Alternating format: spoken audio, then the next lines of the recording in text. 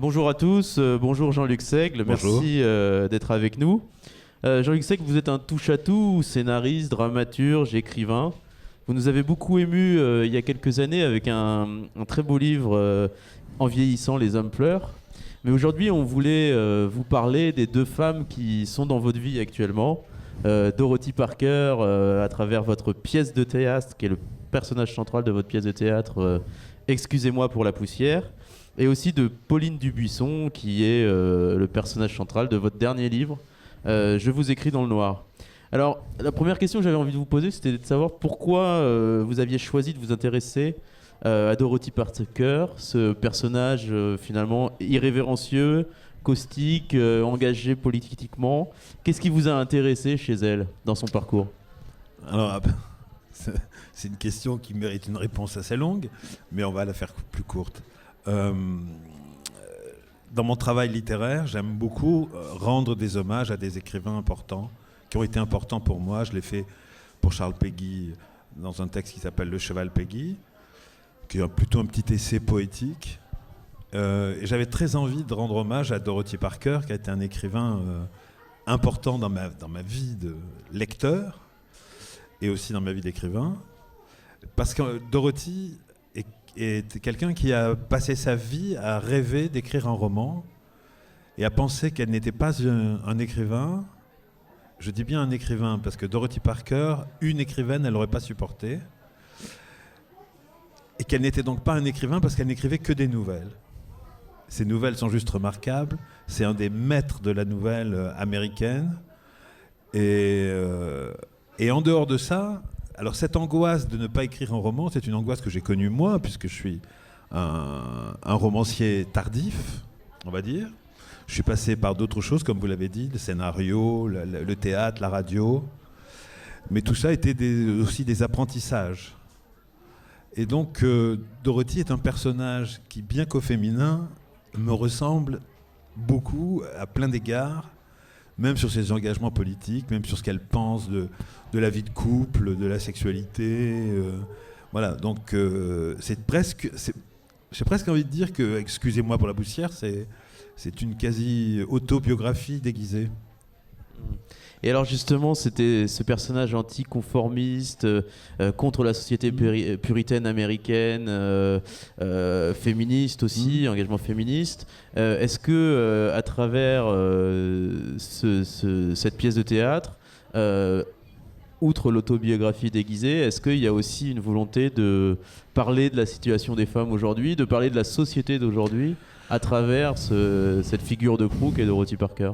Alors, si cette pièce parle aussi de la société d'aujourd'hui, c'est en creux.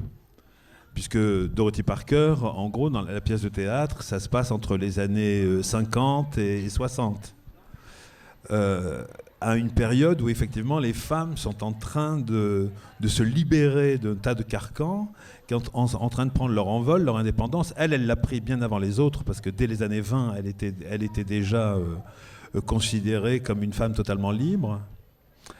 Alors oui, dans ce sens-là, on peut dire qu'elle parle des femmes.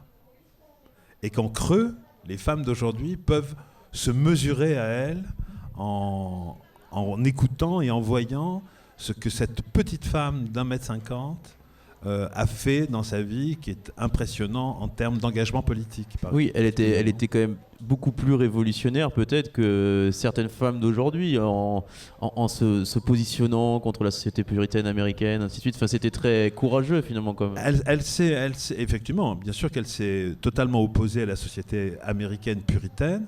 Il faut savoir qu'elle est quand même, elle s'appelle Rothschild de naissance. Elle est quand même une femme qui a vécu dans une aisance financière, au moins la première moitié de sa vie, formidable, ce qui ne l'a absolument pas empêché, et c'est là où d'ailleurs on voit que c'est un véritable écrivain, c'est qu'elle a regardé le monde dans lequel elle vivait.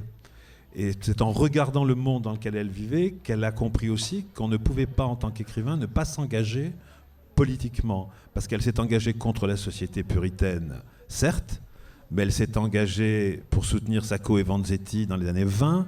Elle s'est engagée contre le nazisme en 1938.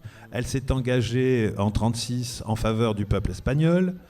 Elle s'est engagée à la fin de sa vie pour la cause des Noirs aux États-Unis, puisqu'elle a même fait de Martin Luther King son héritier.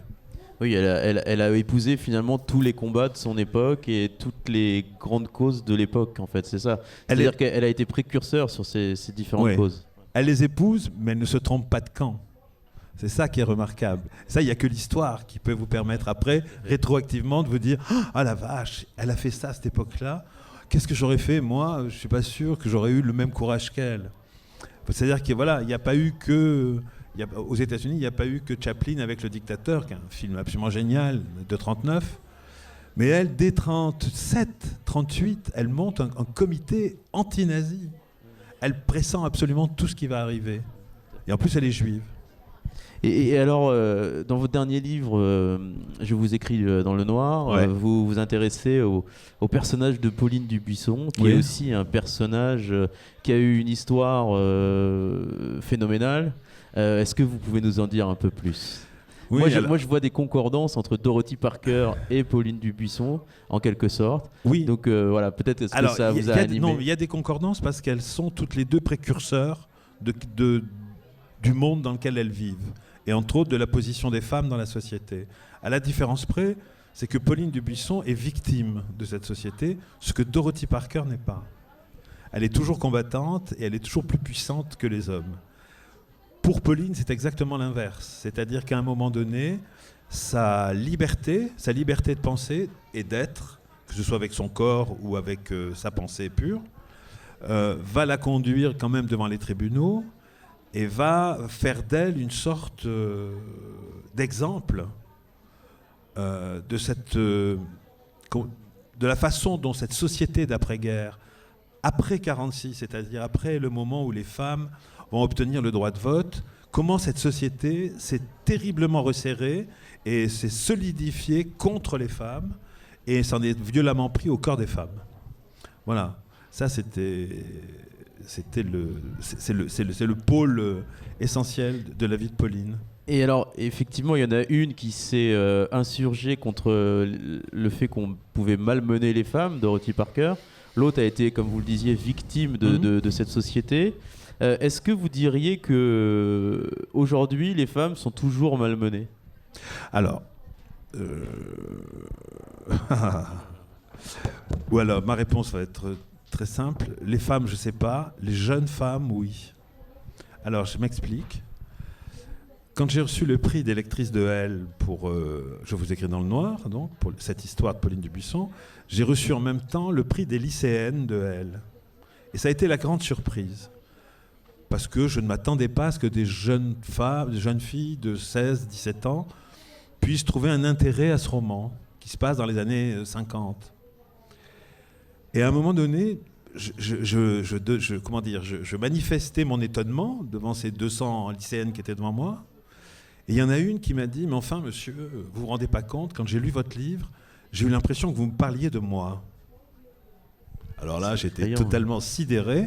Et puis, en écho, il y en a plein d'autres dans la salle qui ont fait « Mais moi aussi, moi aussi, moi aussi, moi aussi. » Et elles m'ont expliqué, donc j'ai essayé de comprendre. Et elles m'ont dit « Mais vous vous rendez pas compte, aujourd'hui, c'est terrible pour nous. Si on vit quelque chose avec un garçon, ça va être sur Internet, notre corps va être exposé, tout le monde va le savoir.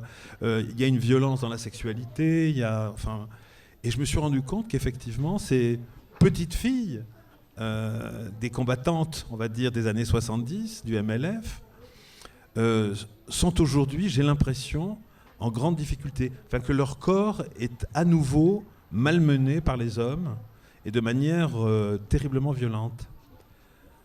Et à cette occasion, d'ailleurs, il y avait un garçon dans la salle qui avait 15 ans, je pense, 15-16 ans, qui s'est levé, qui m'a dit « Monsieur, je voudrais savoir, est-ce que vous êtes une féministe ?» Je trouvais ça extraordinaire, parce que ça veut dire qu'il avait compris un truc. Ça veut dire que féministe, avec un article masculin devant, un féministe, ça ne veut pas dire grand-chose. Que féministe, c'était au féminin.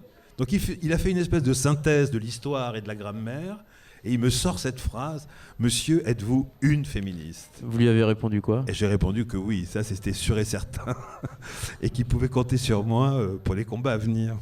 Voilà.